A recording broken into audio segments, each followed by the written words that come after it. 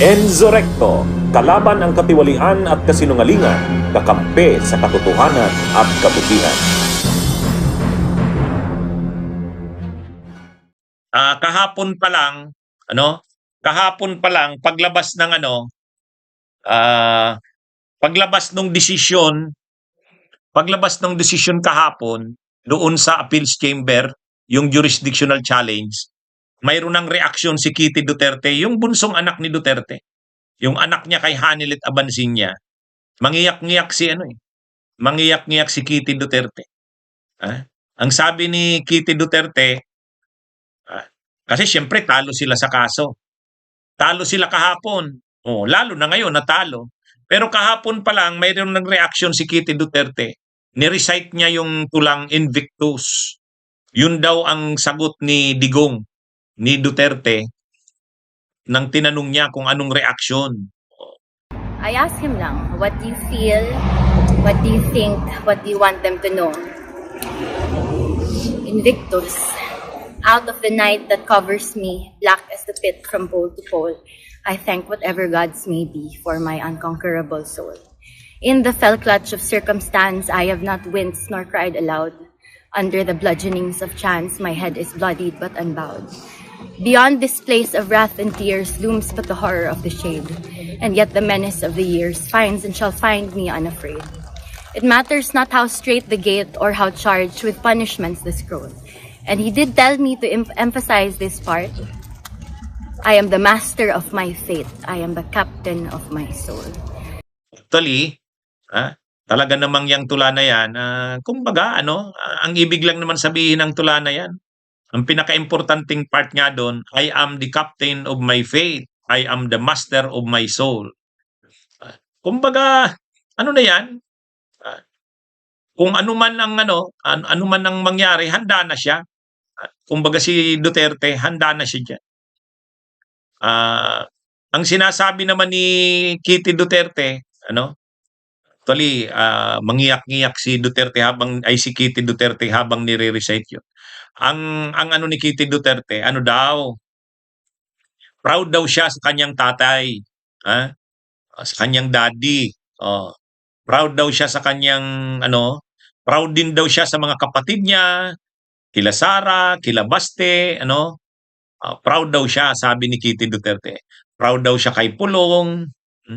Proud daw siya kay Duterte kasi daw ito? Kumbaga maganda ang ginawa nito para sa bayan. Yun ang sinasabi ni Kitty Duterte, mga kabunyog. Kaya hindi daw siya nahihiya na sa dugo niya ay nandyan ang dugong Duterte. Ano man daw ang sabihin ng marami o ng mga ayaw kay Duterte, ano man daw ang sabihin ng mga kontra kay Duterte sa kanyang tatay, ang malinaw daw dito, anong tawag dyan? Panalo pa rin ang kanyang tatay. Kasi marami daw nagmamahal dito. Hindi pa rin daw maikakaila na ang maraming Pilipino mahal ang tatay niya, ang daddy niya. Yan yung Proud daw siya sa kanyang mga kapatid, kay Sara, kay Digong, kay Pulong, kay Baste, kay Pulong. Proud daw siya sa pagiging niya, na sa kanyang dugo ay nananalaytay ang Duterte. Hindi, sa totoo lang, tama lang naman yun. Tama lang naman yun na siyempre anak siya ni Digong, mahalin niya ang tatay niya. Ano naman yun? At saka siyempre, naunawaan natin bakit siya umiiyak. Siyempre, nalulungkot siya sa pangyayari sa kanyang ama. Normal lang naman yun, mga kabunyo. Natural naman yun. Kaya lang, nasa sa kanya yan, ang opinion niya, ang tatay niya daw, ano man daw ang mangyari, handa na daw ito. Ni-recite niya nga yung tulang Invictus. Hindi daw pinanghihinaan ng tatay niya, matatag pa rin. Matatag pa rin daw. Kasi parang sa kanila, ang kanyang ama ay nagsakripisyo para sa bayan. Kaya siya, hindi niya kinakahiya ang tatay niya. At patunay daw niyan, ang maraming nagmamahal sa tatay niya, alam niya daw yan. Sa totoo naman, marami naman talagang mga Pilipino ang naniniwala pa rin sa Duterte. Alam naman natin yan. Kaya lang, Yan yung mga Pilipinong nabudol. Yan yung mga Pilipinong napaniwala. Yan yung ano. Ang problema kasi dito, hindi nila nakikita na nitong mga itong mga anak ni Duterte, kasama na itong si Kitty Duterte, yung krimen na ginawa ng tatay nila. Imaginein mo yung ang dami ng pinapatay na tao.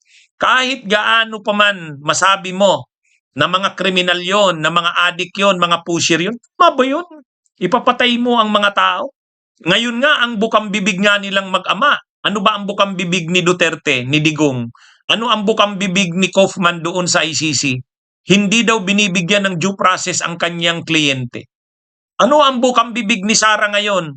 Ano ang bukang bibig ng mga abogado niya dyan sa trial na yan dyan sa impeachment hearings sa Kamara? Denied daw ang due process ni Sara Duterte. Di ba due process sila ng due process? Si Harry Roque, ano ang paulit-ulit na sinasabi habang nandun sa Austria? Hindi daw sila binibigyan ng due process.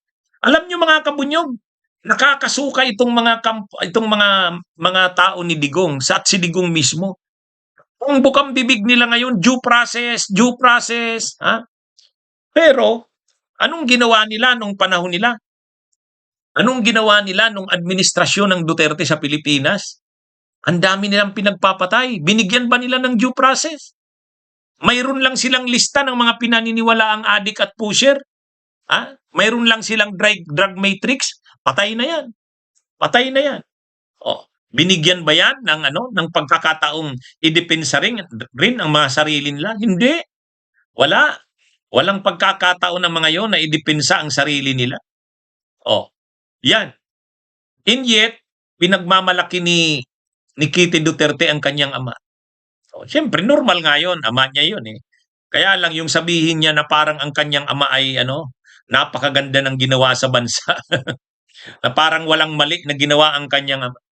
Sabihin pa natin na ginawa yun ni Digong para daw linisin ang Pilipinas sa mga kriminal, sa mga adik at pusher. Tama ba yung ganun?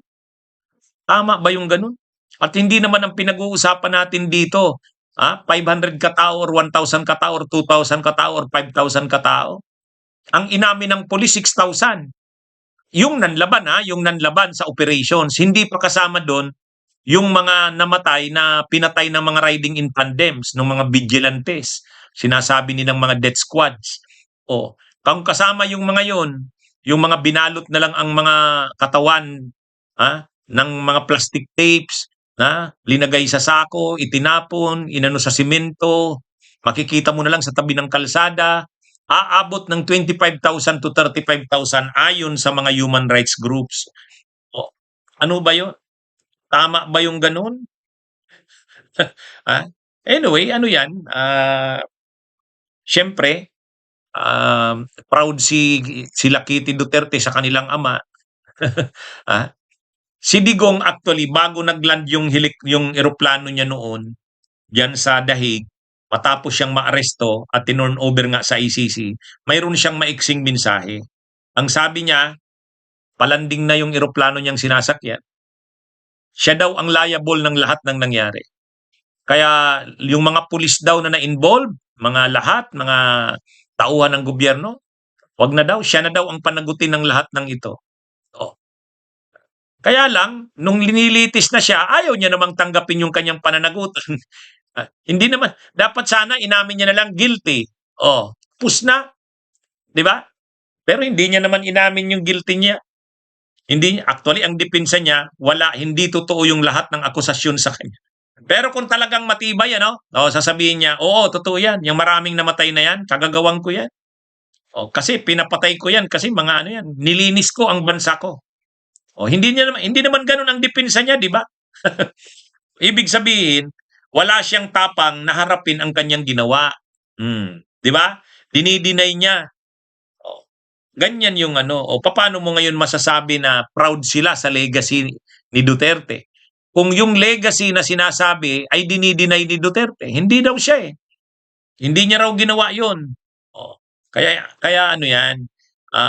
Anyway, ito? At least ngayon, magsisimula na yung full trial. Okay, mga kabunyog, mga kabayan, magandang araw sa inyong lahat. Mabuhay po tayo. Bunyog, bunyog, halikan na kasama ka. Bunyog, kapag buklod ay may pag-asa. Luzon, Visayas, Mindanao, isa ang pananaw. Sa bagong Pilipinas ang bunyog isisigaw. Bunyog.